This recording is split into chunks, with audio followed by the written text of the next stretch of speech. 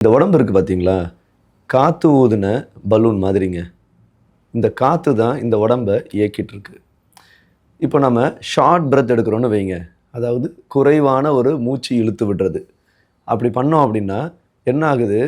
இந்த உடம்ப இயக்கிட்டு இருக்கிற அந்த காத்த சுதந்திரமா இயங்குறத நம்ம வந்துட்டு தடுக்கிறோம். டிஸ்டர்ப் பண்றோம். அங்க என்ன விளைவு ஏற்படுது அப்படின்னா, கவலையா இருக்கிறது, கோவப்படுறது, பதட்டப்படுறது, பயம் ஏற்படுறது.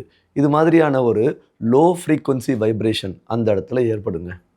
அதனுடைய தாக்கம் அவுட்டர் எக்ஸ்பீரியன்ஸ் அதாவது ஸ்ட்ரெஸ் அண்ட் பெயின் அப்படிங்கிறது இருக்குங்க.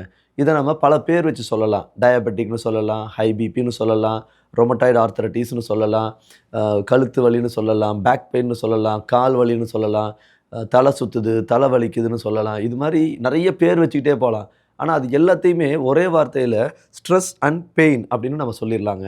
இதத்தான் நம்ம அவுட்டர் எக்ஸ்பீரியன்ஸ்ல வந்துட்டு அனுபவிக்கிறது. இந்த மாரியான ஒரு அசௌகரியமான ஒரு வெளிச்சூழல வச்சுக்கிட்டு, வெளியில என்னதான் நமக்கு ஒரு சுதந்திரம் இருந்தாலும், நம்மளுடைய இந்த பூமி வந்துட்டு ஒரு சொர்க்க பூமியாவே இருந்தாலும், அத நம்மளால அனுபவிக்க முடியாது. ஏன் அப்படின்னா, இன்னர் நமக்குள்ள நம்ம ஒரு அசௌகரியமான ஒரு சூழல் வச்சிருக்கிறோம். அதனால வெளியில இருக்கிறதுனால நம்மளால அனுபவிக்க முடியாது. அது நம்மளால மட்டும் கிடையாதுங்க. நம்மள சார்ந்தவங்களுக்கும் நம்மளால குடுக்க முடியாது. அதே ஒரு சுதந்திரம் இல்லாத ஒரு நிலைய தான் குடுக்க விரும்புவோம். அவங்களையும் நம்ம ரெஸ்ட்ரிக்ட் பண்ணுவோம். இப்போ இவ்வளவு பிரச்சனை இருக்கு இல்லையா? இது எல்லாத்துக்கும் ஒரு தீர்வு என்ன அப்படின்னா, மூச்ச நல்லா இழுத்து விடுறது மட்டும் தான்.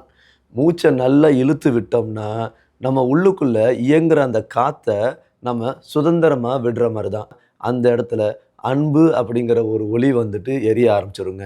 அந்த அன்புங்கிற அந்த ஒளி ஒன்ஸ் எரிய ஆரம்பிச்சதுனாக்க, அந்த இடத்துல இருக்கக்கூடிய கவலை, பயம், கோவம், வெறுப்பு இப்படிங்கிற இது எல்லாமே ஒரு செகண்ட்ல என்ன ஆகும்னா அப்படியே டிஸப்பியர் ஆயிடும். ஒன்ஸ் அது எல்லாமே டிஸப்பியர் ஆகுறபோது, அவுட்டர் எக்ஸ்பீரியன்ஸ் எப்படி இருக்கும்னாக்க, மகிழ்ச்சியா இருக்குங்க.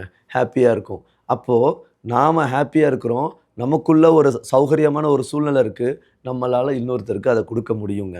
நம்ம பண்ண வேண்டியதெல்லாம் என்ன அப்படின்னா, நல்லா மூச்ச இழுத்து விடணும். உள்ளுக்குள்ள இயங்குற அந்த இயங்கு சக்திய நம்ம வந்துட்டு சுதந்திரமா செயல்படுறதுக்கு அலோவ் பண்ணணுங்க. இது ஒண்ணு மட்டும் தான் நமக்கு நிரந்தரமான ஒரு ஆரோக்கியத்த குடுக்குங்க.